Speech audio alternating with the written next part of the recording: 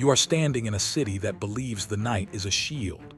Tokyo after midnight is a maze of wooden homes, paper walls, narrow alleys, and quiet confidence. The air smells of charcoal and river mist. Blackout curtains are drawn, fires are forbidden. Radios whisper. Above it all, clouds drift in from the Pacific, thick, wet, protective. For years, this has been the rule: night and weather protect Japan. It is not superstition, it is doctrine. Japanese planners study Europe and draw conclusions. Precision bombing requires daylight. Clouds break formations. Darkness confuses navigation. Bad weather scatters bombers. Night attacks are inaccurate, wasteful, and survivable. Japan has bet its cities on that assumption. The Imperial Army builds fighters for daylight interception. Radar coverage remains thin and fragmented. Civil defense plans assume limited damage after sunset. The population is told the same thing again and again. American bombers cannot find you at night. They cannot hit you through clouds. They cannot burn a city they cannot see. And for a while, the evidence seems to agree. In 1944, the new American bomber arrives, the B-29 superfortress. It is fast, it is high-flying, it is pressurized. On paper, it is unstoppable. But over Japan, daylight raids falter.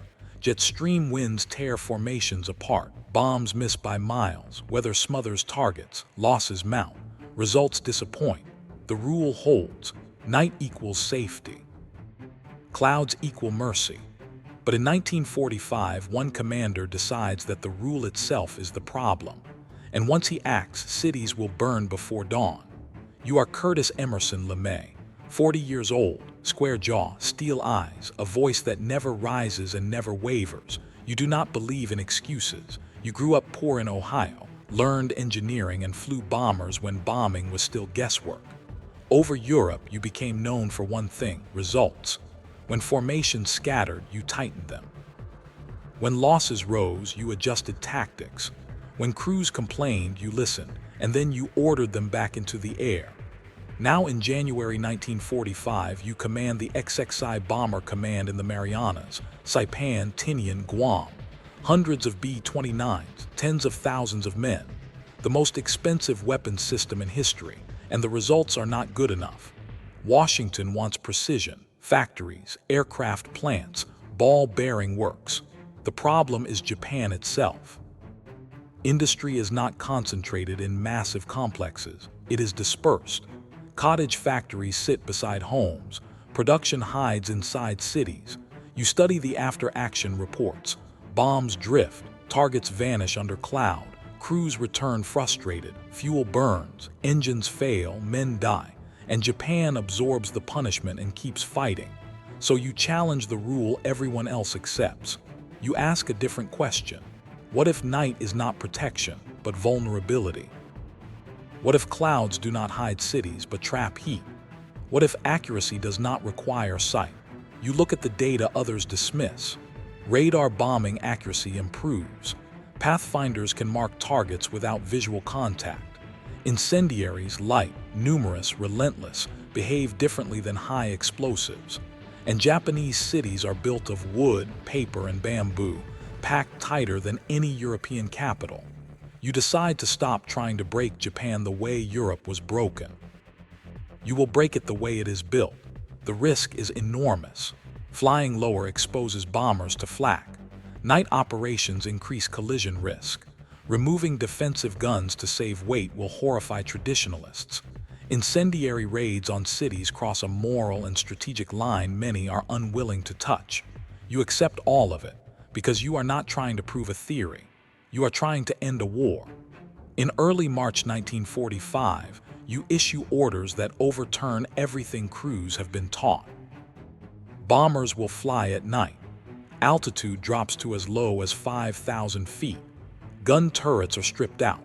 Payloads switch almost entirely to incendiaries, M69 napalm clusters designed to scatter, ignite, and multiply. Navigation will be done by radar.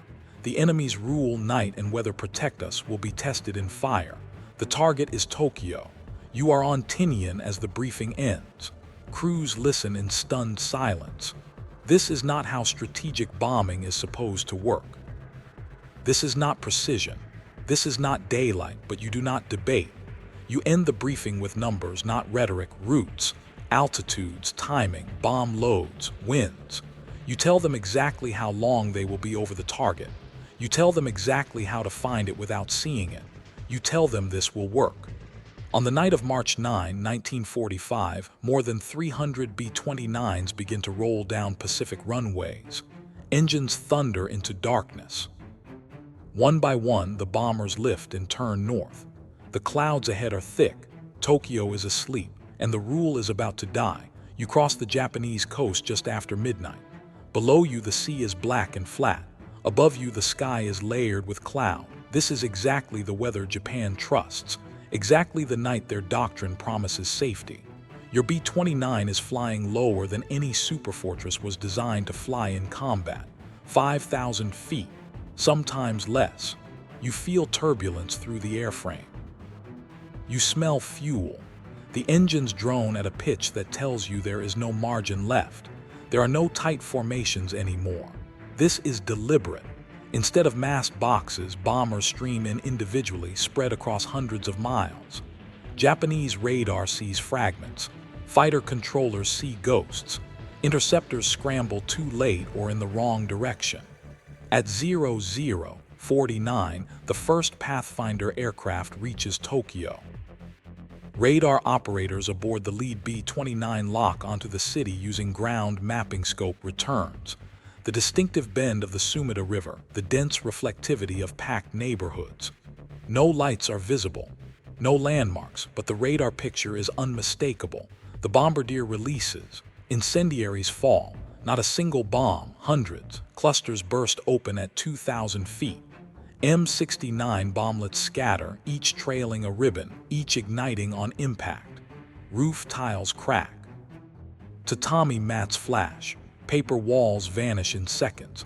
The first fires bloom quietly. Then the wind arrives. At altitude, the jet stream has tormented daylight raids. Tonight, at low level, surface winds do the opposite. They feed the flames. They push heat sideways. Fire spreads from house to house faster than men can run. At 01:15, the main force begins to arrive. One bomber every few seconds. You feel the aircraft shudder as bomb bay doors open.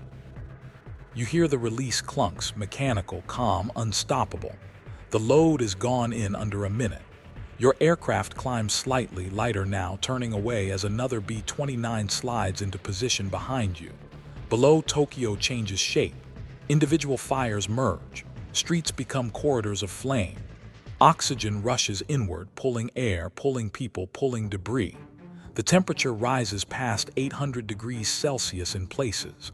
Clothing ignites. Wooden bridges catch and collapse. Japanese civil defense units rush into the streets with buckets, pumps, hand tools.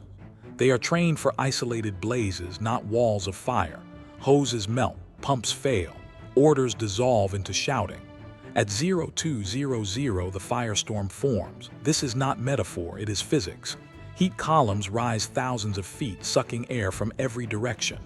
Winds reach hurricane force at street level. People are knocked off their feet. Those who fall cannot stand again. Asphalt softens. River water boils near the banks. You are still flying. Flak begins to rise, sporadic, inaccurate. Japanese gunners are trained for high-altitude targets. Their predictors are useless at this height. Shells burst behind you, below you, harmless. Fighters appear in ones and twos. Night fighters without effective radar. Pilots struggle to see silhouettes against fire-lit cloud. They overshoot. They miss. Some never find a target at all. You feel heat through the aircraft's skin. At 02:30, the target area is fully engulfed. 16 square miles of the city are burning at once. From the air, it looks like a sunrise spreading in all directions. Smoke punches through cloud layers, illuminated from below. The fire creates its own weather turbulence that rocks aircraft, updrafts that lift bombers unexpectedly. Crews reported over the radio in clipped, stunned phrases. Fire visible at 50 miles. Target completely obscured by flame. Unable to distinguish aiming point, entire area burning. And still the bombers come. You pass over rivers choked with people who believed water would save them. You pass over parks filled beyond capacity. You pass over districts where nothing remains but foundations and glowing embers. At 0300, Japanese command finally understands that this is not a raid. It is annihilation. They order fighters up en masse. They order anti-aircraft batteries to fire regardless of altitude. They order fire breaks blown with explosives, but coordination collapses. Telephone lines burn. Command posts evacuate. Maps become meaningless when neighborhoods no longer exist. At 0330, one B-29 takes a direct hit. It falls burning, visible for miles. Another clips turbulence and nearly loses control. Collisions are narrowly avoided as crews fly through smoke thick enough to blind. This is the moment where failure seems certain. Low altitude, firestorm turbulence. Dispersed formations. Exhausted crews on their first night mission of this kind. One mistake would cascade into disaster, but it does not happen. The stream holds. By 0400, the last bombers exit the target area. Behind them, Tokyo burns uncontrollably. More than 100,000 people are dead or dying. Over 1 million are homeless. Entire wards cease to exist before sunrise. Japanese observers will later describe bodies stacked along roads, burned where they stood, frozen in running poses. And this is only the beginning. If you find this kind of forgotten history as fascinating as we do, we'd be honored if you'd hit that subscribe button. We believe these stories of courage, sacrifice, and grim ingenuity deserve to be told. And by subscribing, you help us ensure they aren't forgotten. You return to Tinian at dawn. Crews step out of aircraft stunned, silent, smelling of smoke that traveled thousands of feet into the sky. Mechanics stare at scorched paint. Intelligence officers collect reports that barely capture what happened. You read them all. Then you issue the next orders. Nagoya, Osaka, Kobe. Same tactics, same altitudes, same incendiaries, same night. Japan's rule is gone. In the weeks that follow, city after city burns. Firestorms roll through industrial districts that precision bombing never reached. Production collapses not because factories are destroyed, but because cities that housed them are erased. Japanese leadership argues behind closed doors. Some insist air defenses will adapt. Some believe the Americans cannot sustain this pace. Some still cling to the idea that weather will intervene. It does not. Radar navigation improves. Crews grow confident. Losses remain lower than expected. The doctrine hardens into routine. Night is no longer safety. It is terror. By the summer of 1945, Japan's urban heart is ash. The belief that clouds and darkness could protect the homeland has been burned out of existence, replaced by a new certainty. Nowhere is unreachable, and the enemy still does not fully understand how it happened. What Japan does not understand, at first, is that the firebombing is not just destruction. It is revelation. Until March 1945, Japanese war planning rests on a single, quiet assumption: that the homeland will absorb punishment long enough to force a negotiated end. Cities may suffer but not collapse. Civilians may endure but not break. The decisive battle will come later, on beaches, in straits, in a final clash that bleeds America white. The fire raids erase that assumption in weeks. After Tokyo, the Home Ministry compiles damage reports that no longer resemble military documents. They read like disaster ledgers. Osaka loses more than 1/3 of its urban area in a single night. Kobe's shipyards survive, but the workers' neighborhoods vanish. Nagoya's aircraft plants remain standing, but the labor force is scattered, burned, or dead. What they did not know was that the strategy was not aimed at factories. It was aimed at systems. Transportation collapses first. Streetcars melt into tracks. Rail yards clog with refugees. Food distribution breaks down when warehouses burn and clerks disappear. Power stations survive, but no one is left to operate them consistently. Civil defense fails next. Volunteer brigades refuse to report. Equipment is gone. Training is irrelevant against a firestorm. Entire districts are quietly written off as indefensible. Then morale fractures. This is not the morale of soldiers at the front. This is the morale of families who believed the emperor's cities were safe, who believed night was protection, who believed the Americans could not see through clouds. They were wrong. Japanese leadership begins to argue in a new tone, not how to win, but how long survival is possible. Intelligence intercepts note despair in internal communications. Local officials stop using phrases like temporary damage. They begin writing total loss. By June, more than 60 cities have been attacked with incendiaries. Over 8 million people are homeless. Industrial output falls not by percentages, but by categories.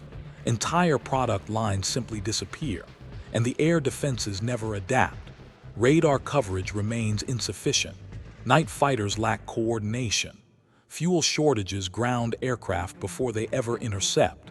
Even when fighters reach bomber streams, the dispersed formations deny them concentrated targets. The Americans adjust faster than Japan ever can. LeMay's doctrine spreads. Altitudes, routes, and timing are refined. Bomb loads are optimized. Crews rotate through cities with grim efficiency. Losses remain acceptable. Results compound. What Japan believed was impossible becomes routine. The firebombing campaign does not end the war alone, but it strips Japan of choices. By July 1945, the Supreme War Council faces a reality it cannot reverse. The homeland cannot be defended. Cities cannot be protected. Industry cannot be preserved. The population cannot be shielded. The night belongs to the enemy now. And then a new weapon appears, one that makes even firestorms seem survivable by comparison. But the path to that moment runs straight through the burning cities of spring. Curtis LeMay will never stand in Tokyo's ruins. After the war, he will be promoted, criticized, defended, condemned, and studied. He will insist, until the end of his life, that the firebombing shortened the war and saved lives by preventing invasion. Others will argue the opposite. The debate will never fully settle, but the men who flew the missions remember something simpler. They remember heat climbing into the cockpit at 5,000 feet. They remember turbulence that felt alive. They remember cities that looked like oceans of flame. They remember realizing mid-mission that no one below could escape what was happening. They were young, 19, 20, 22, from Ohio, Texas, California, New York. They did not design the doctrine. They executed it. To this day, the night of March 9-10, 1945, remains the deadliest air raid in human history, more lethal than Hiroshima, more lethal than Nagasaki, and it happened because one belief proved false. Japan believed darkness and weather were shields. Radar made them transparent. Fire made them meaningless. This story matters now because it explains how modern war crossed a line it can never uncross. How technology erased sanctuary. How cities became battlefields even when soldiers were absent. How assumptions, once logical, once comforting, can become fatal. If this story moved you, please hit that like button. Every click tells the algorithm this piece of history is worth remembering. We're dedicated to rescuing these forgotten stories from the archives. If you want to join us on this mission, please subscribe and turn on notifications. Where are you watching from? Drop a comment with your city or state and tell us if someone in your family served.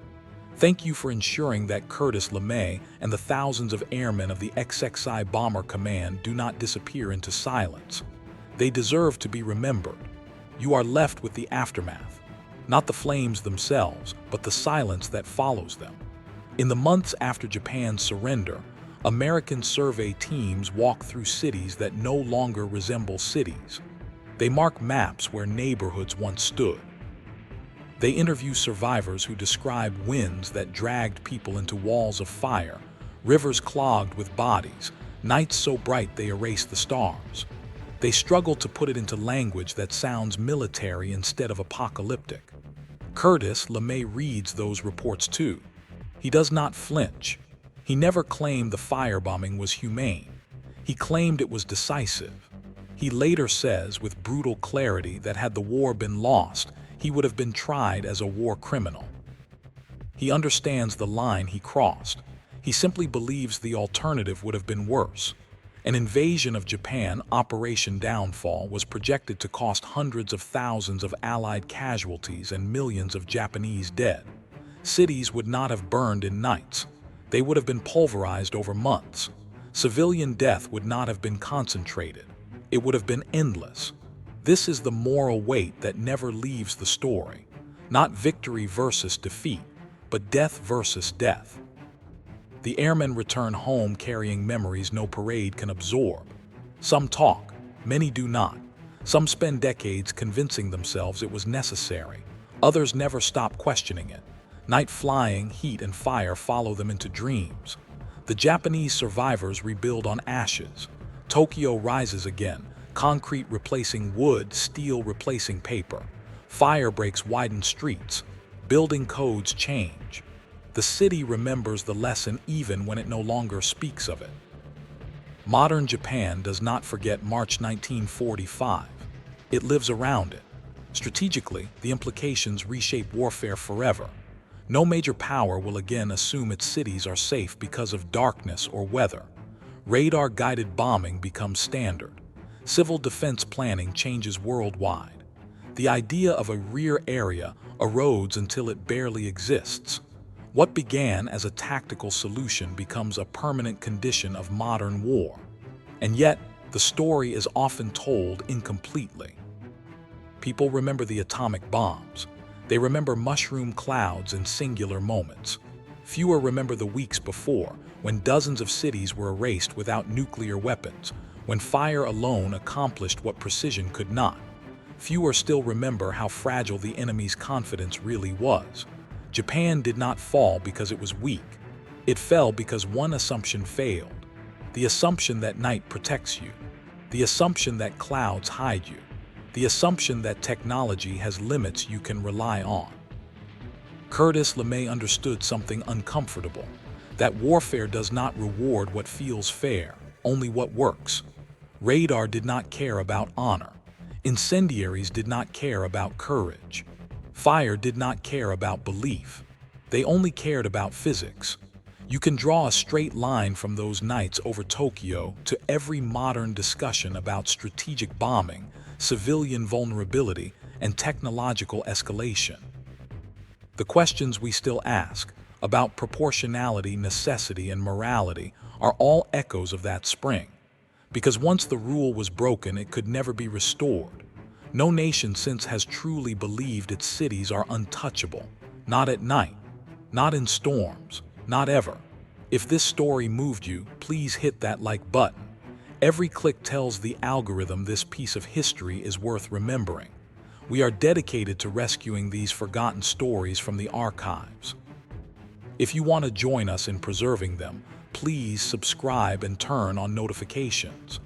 Where are you watching from? Drop a comment with your city or state and tell us if someone in your family served. Thank you for ensuring that Curtis LeMay and the tens of thousands of airmen of the XXI Bomber Command do not disappear into silence. They deserve to be remembered.